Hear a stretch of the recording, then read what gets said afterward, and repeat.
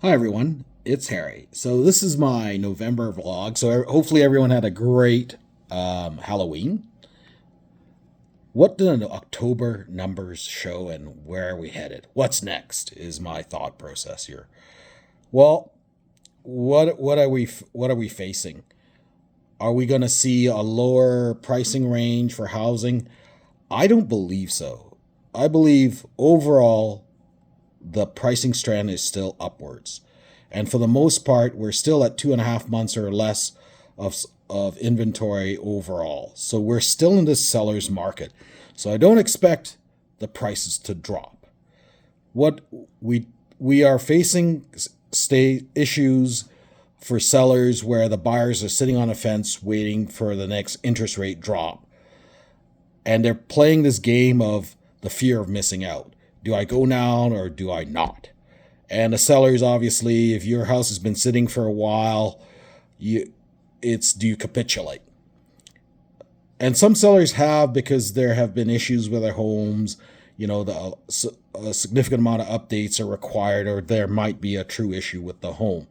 So these are the issues that are causing the market to sort of level off and consolidate in a stock market parlance. But overall, I still believe we are headed upwards, and we're waiting for the next catalyst, because other issues and things that are taking place have not stopped for the Calgary market.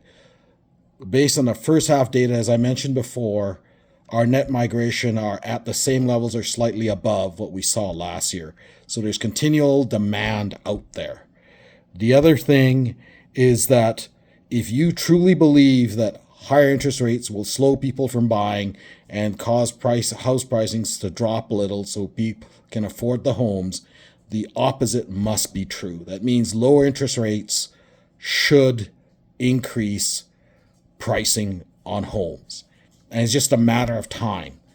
And we're starting to see that effects, because if you look at the inventory to sales months of inventory, it peaked in September and it's fallen off. So what that means is sooner or later we're going to see a price response, which means that the prices are headed up, not down.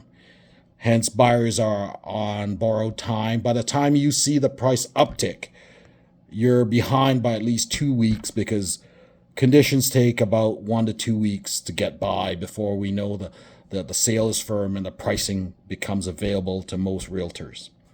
So this is something I'm watching carefully, and I'm still telling my buyers, keep looking. If you see something, pull the trigger, because when it moves, you'll never know when it moves. And when it does, if it moves a few percent, whatever you save in your interest rates, it's not going to help you. Because if you think about it, a quarter point is $1,500 a year.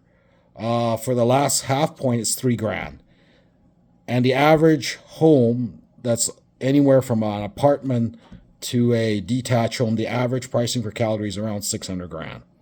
So actually it's 620-ish. So a 1% movement is $6,000. So what I'm saying to you is that if it goes up by 1%, you're already behind. And it doesn't make you save money that way. But I understand if you're a buyer and you need these lower interest rates to make things affordable so you can qualify under underwriting for mortgages, you should do so. I mean, you're kind of forced into a situation where you're waiting for the mortgage rates dropped enough so you can qualify, but the problem you're running into is that the house price moves on you, you're kind of done.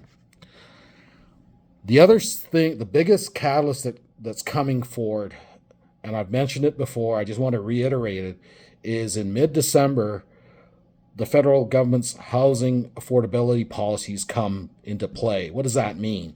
That means if you are getting an insured mortgage, that means below 20% deposits, the federal government has increased that level to 1.5 million, 5% deposit on the first 500, and between 500 and a million and a half, it's 10%. So 7.5-ish on average, maybe touch higher if you're going to a higher value home. So that's coming in effect that will drive the upper end of the market a little higher. And the lower end stuff, what happens is that now any new product will see 30-year amortizations on, so again, making it more affordable for buyers. We saw a little bit of this effect, a bit of a bump up in pricing in September. That's my belief, where they said 30-year AMs or amortizations for first-time buyers. So that has helped people get into homes. In fact, it helped my daughter. We were, as I mentioned, the story of us looking at 60 different properties, taking 8 bids later before we got her a property in early August. But she was able to do this 30-year AM. So something everyone should think about. Please reach out if you need more info. Hopefully I can help you on the buy or sell side. And I've got a new vlog going on YouTube, as you know, at HRH Real Estate, if you're seeing this. And if you want more actual hard data, look at my website at www.hrhrealestate.ca. The newsletters are in one tab.